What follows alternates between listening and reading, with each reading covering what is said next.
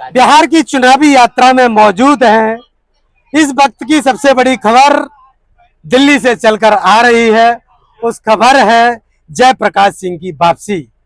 वापसी को लेकर बड़े सवाल थे। बड़े ही दिनों से कसम कसमें जयप्रकाश जी रहे थे और उसको तमाम जगह पर एक ही बात आ रही थी कि सबकी वापसी हो रही है, आखिर जयप्रकाश की वापसी क्यों नहीं।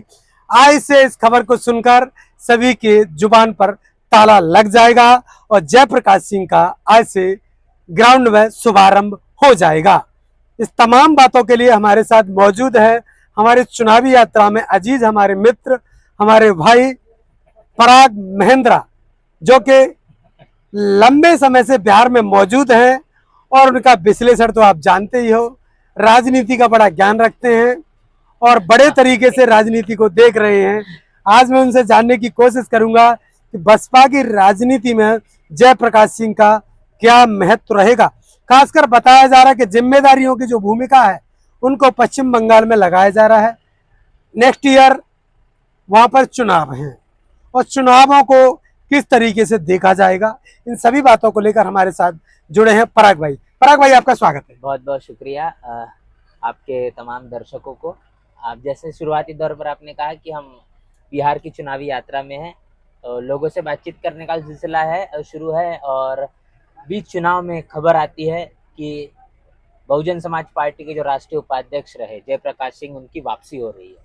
उनकी वापसी की खबर ये काफ़ी दिनों पहले से चल रही थी, लेकिन उस पर मोहर नहीं लगी थी। नेशनल चौपाल के जरिए सबसे पहले ये बात कही गई कि जयप्रकाश सिंह इनकी वापसी होने वाली है, क्योंकि हमारे पास में पक्के सूत्र थे और उसके बाद वो चीज़ हमने सोशल मीडिया पर रखी और अपने तमाम सोशल मीडिया प्लेटफॉर्म से लोगों तक पहुंचाई। काफ़ी सवाल भी खड़े किए गए नेशनल चौपाल को लेकर कि आखिर जब तक पुख्ता तरीके से बात नहीं आ जाती सामने, तब तक इस तरीके की खबरों को ना चलाया जाए। लेकिन हमारे पास जो सूत्र थे, इसके लिए नेशनल चौपाल अपने विश्वसनीयता के लिए, अपने द्वारा दिखाए गए तमाम खबरों के लिए जाना पहचाना जाता है। तो आज वो मुहर लग चुकी है। जो बात हमने तब कही थी, आज बात पूरी तरीके से साबित हो चुकी है कि जयप्रकाश सिंह इनकी वापसी बहुजन समाज पार्टी में हो चुकी है। और सिर्फ वापसी नहीं, तो बहन मायावती के जरिए कल उनकी मुलाकात हुई। उस मुलाकात के बाद ये बात कही गई है कि उन्हें पश्चिम बंगाल और उड़ीसा का प्रभार दिया गया है, उनको जिम्मेदारी दी गई है। बहुजन समाज पार्टी के जो प्रभारी है, जिनका नाम डॉक्टर लालजी मेधनकर है, उनको पश्चिम बंगाल, उड़ीसा और इसके साथ साथ झारखंड की जिम्मेदारी है। तो उनके साथ ही बहन मायावती ने उन्हें लगाने का काम किया, वो जिम्मेदारी उनके साथ है। अब वो दोनों ही कोऑर्डिनेटर और को कोऑर्डिनेटर मिलकर अब इन तीनों प्रदेशों में बहुजन समाज पार्टी के संगठन को हर एक स्तर पर मजबूत करने की कोशिश करेंगे।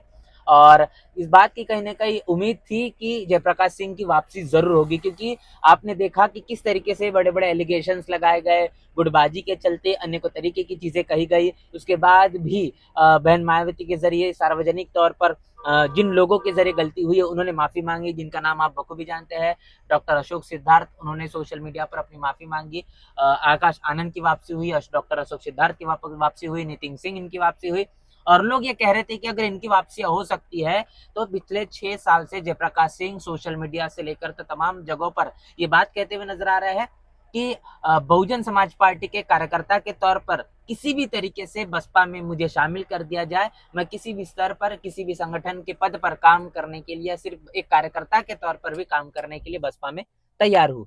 और बात कहने की सुनी जा चुकी है। बहन मायावती के जरिए आपने देखा कि जो सुपर एक्टिव मोड जारी है, मुस्लिम भाईचारे की बैठक चल रही है, पिछड़ा भाईचारे की बैठक बहन मायावती ने किया है। 9 अक्टूबर को एक विशाल जनसभा हुई। उसके बाद बहुजन समाज पार्टी को लेकर ये बात कही जा रही थी कि बसपा खत्म हो चुकी है, नजर नहीं आती, दिखाई नहीं देती। ये तमाम जो सवाल है, इस पर अंकुश लग चुका है। बिहार में बहुजन समाज पार्टी काफी मुस्तैदी से है। अभी बहन मायावती ने 6 तारीख को जो रैली की, जो बिहार के भभुआ में, वहां पर जो लाखों का बड़ा जन सैलाब उमड़ा, ये बताता है कि बसपा को लेकर जो एक बात कही जा रही थी किसी भी राजनीतिक पार्टी को लेकर कि वो खत्म हो चुकी है, ऐसा कहना बिल्कुल भी सही नहीं है।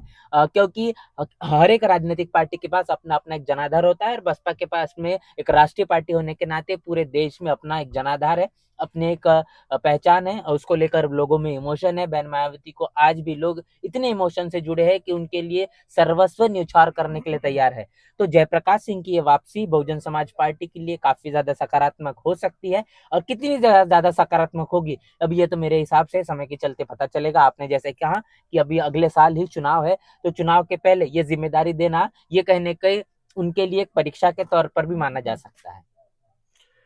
बात कर रहे हैं तमाम बातों को लेकर जो कि जयप्रकाश सिंह की वापसी के बाद अब एक बड़े चुनावी एजेंडे के साथ शुरुआत हो रही है, और उस चुनावी शुरुआत पश्चिम बंगाल और उड़ीसा से होगी। और इस समर में जयप्रकाश सिंह क्या कुछ अपने आप को साबित कर पाएंगे। तमाम रिपोर्ट्स के लिए कमेंट बॉक्स में राय देना ना भूलें। बने रहिए बादल एक्सप्रेस के साथ।